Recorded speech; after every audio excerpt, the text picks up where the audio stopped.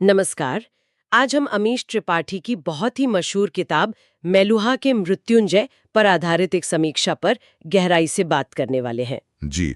और ये किताब वो फेमस शिव त्रयी मतलब शिवा ट्रिलोजी की पहली किताब है। हाँ, और जैसा आपने कहा, इसकी सबसे दिलचस्प बात शायद यही है कि ये भगवान शिव को बिल्कुल एक इंसान के रूप में दिखाती है शुरू में। बिल्कुल एक कबीले के सरदार जो बाद में चलकर महादेव बनते हैं।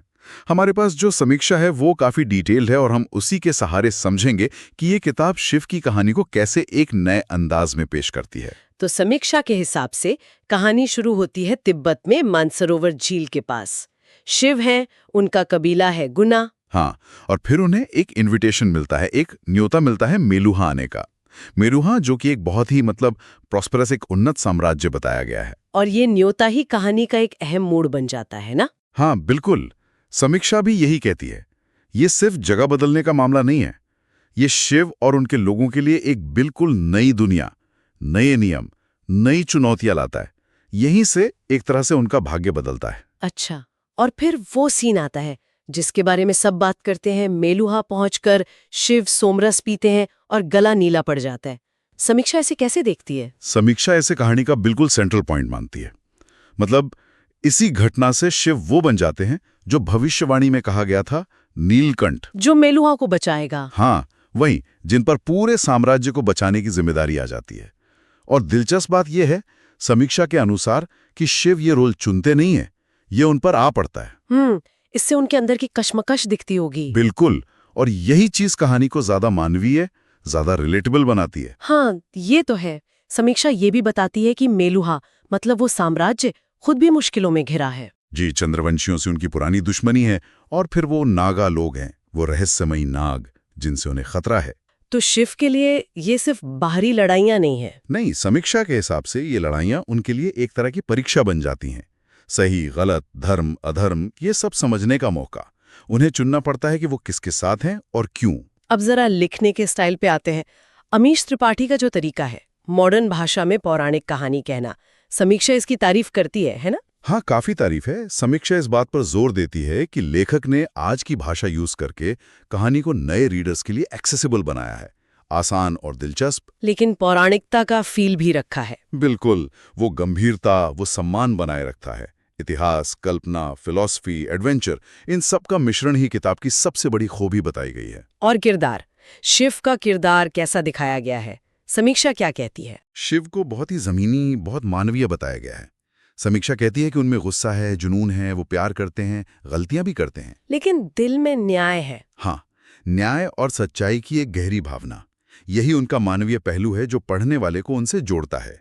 उनका एक आम इंसान से महादेव बनने का जो सफर है, वही कहानी का दिल है, ऐसा समीक्षा का मानना है। और बाकी किरदार जैसे सती या नंदी, उन्हें भी सिर्फ साइड कैरेक्टर्स नहीं माना गया है।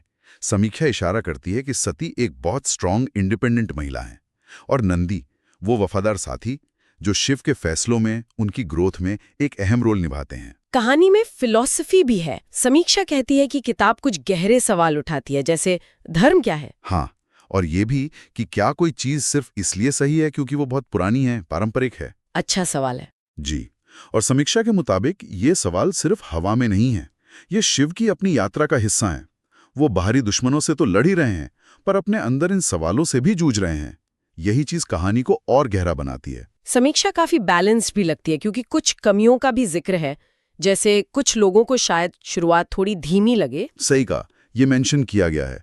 और एक और बात जो समीक्षा उठाती है, वो ये कि इन पौराणिक किरदारों का इतना आधुनिक, इतना मानवीय चित्रण शायद कुछ पारंपरिक सोच वाले पाठकों को थोड़ा अटपटा लग सकता है।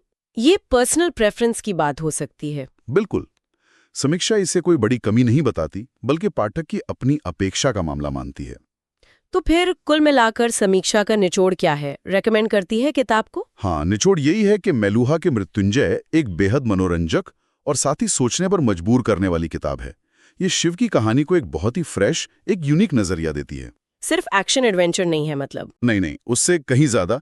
इसीलिए शायद समीक्षा ने इसे 5 में से 4.5 की काफी अच्छी रेटिंग दी है। ये रेटिंग शायद इसी बात को दिखाती है कि किताब एंटरटेनमेंट और थॉट प्रोवोकिंग एलिमेंट के बीच अच्छा बैलेंस बनाती है। बिल्कुल, समीक्षा के हिसाब से ये किताब खास तौर पर उन लोगों को पसंद आएगी जिन्हें माइथोलॉजी में इंटरेस्ट है, जो इंडियन हिस्ट्री और कल्चर को एक नए एंगल से देखना चाहते हैं, या बस एक अच्छी कहानी और मजबूत किरदारों की तलाश में हैं। संक्षेप में कहें तो समीक्षा इसे शिव के सफर का एक मानवीय, मॉडर्न और विचार जगाने वाला रीटेलिंग मानती है। रोमांच भी है और धर्म, कर्तव्य, परंपरा जैसे मुद्दे भी। हाँ, ये वाकई दिलचस्प है कि एक इतनी जानी पहचानी कहानी को कितने अलग ढंग से कहा जा सकता है। और यहीं पर हम अपने सुनने वालों के लिए एक सवाल छोड़ सकते हैं। जब हम अपने प्राचीन, पूजनीय किरदारों की दोबारा कल्पना करते हैं, उन्हें आज के इंसानी जज्बातों और दुविधाओं के साथ देखते हैं, तो ये हमें नैतिकता, कर्तव्य, सही गलत जैसे पुराने सवालों को नए सिरे से समझने में कैसे मदद कर सकता है? सोचने वाली बात है।